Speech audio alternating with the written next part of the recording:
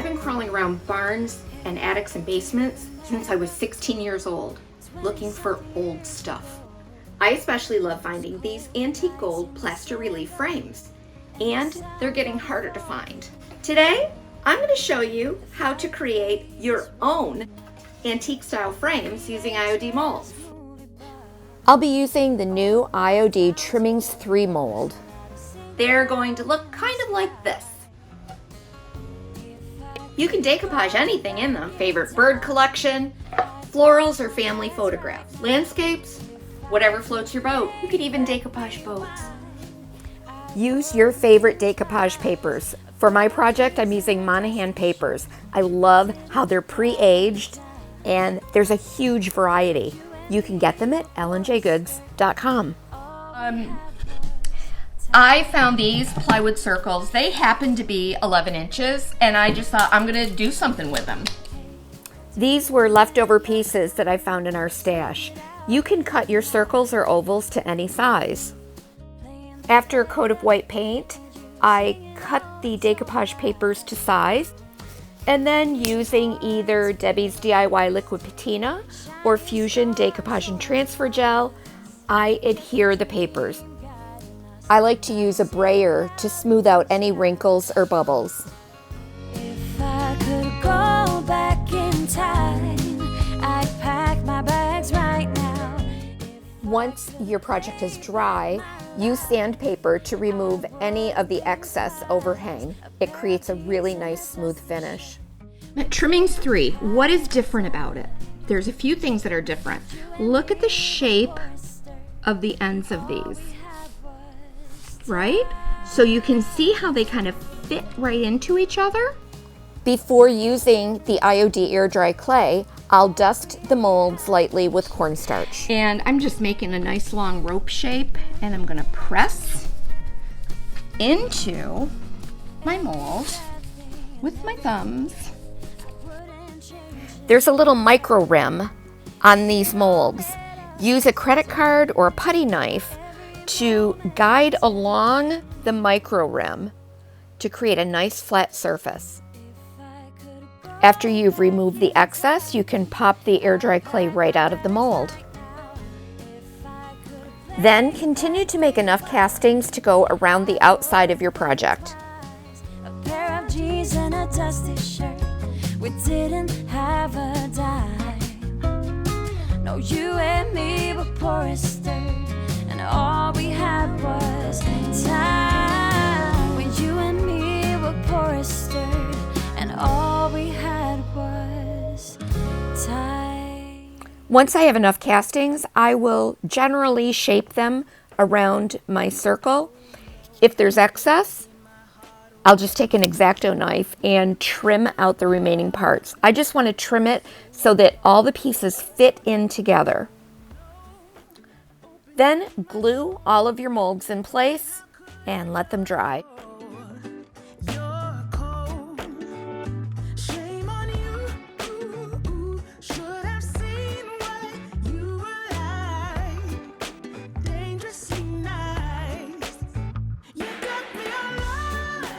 If you get any excess glue, like around the edges here, just use a Q-tip to clean it up.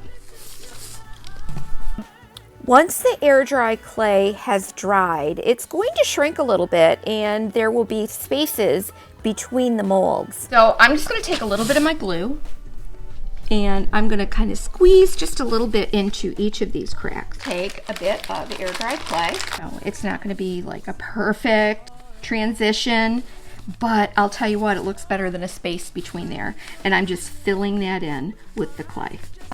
I'll shape and mold that clay so that it repeats the pattern of my mold.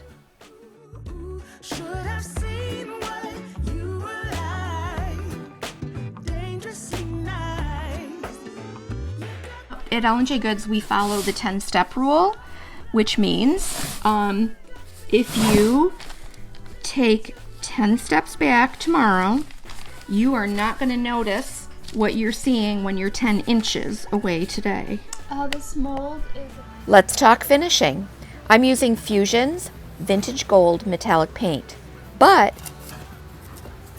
there's a twist. When I opened my jar of metallic paint from my stash, it had dried out and thickened quite considerably, and I decided it was just what I wanted to begin to build up that thick, crusty texture. All I'm going to do now is I'm just wetting my brush to kind of reactivate that a little bit. I just want to get this thick on here. You can do whatever color you want, but I'm definitely going for that old finish. And I didn't want to throw away all of this. So. All right, and so there you go. And I will go around the entire outside of my plywood, and around the inner, I'll switch to a smaller brush. Once your paint has completely dried, it'll be time to add a glaze. My choice is Debbie's DIY Dark and Decrepit Liquid Patina. With a wet brush, I brush it over the entire painted surface of the molds.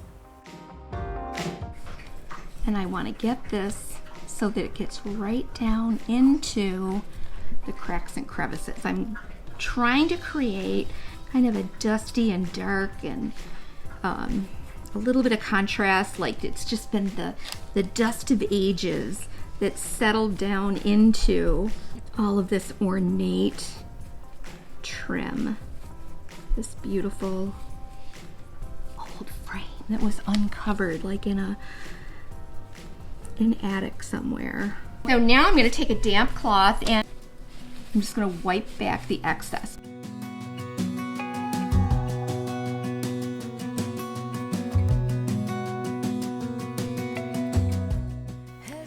For that gold shiny finish, I'm using a gilding wax. Our favorite is PBO Empire Gold.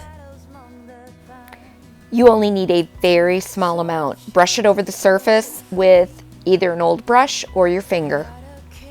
For the final step, apply a sealer.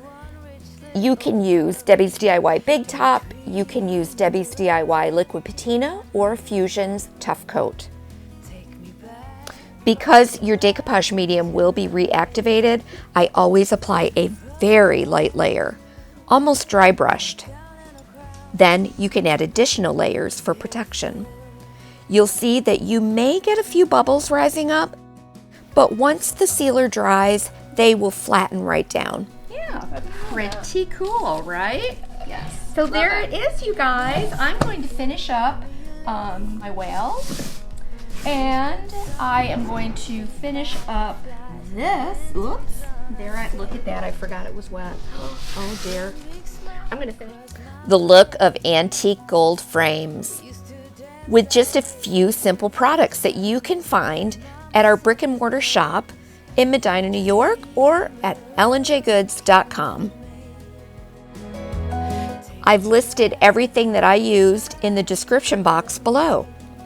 If you like what we're creating here at L&J Goods, be sure to subscribe, leave a comment below, and let us know what you want to see next.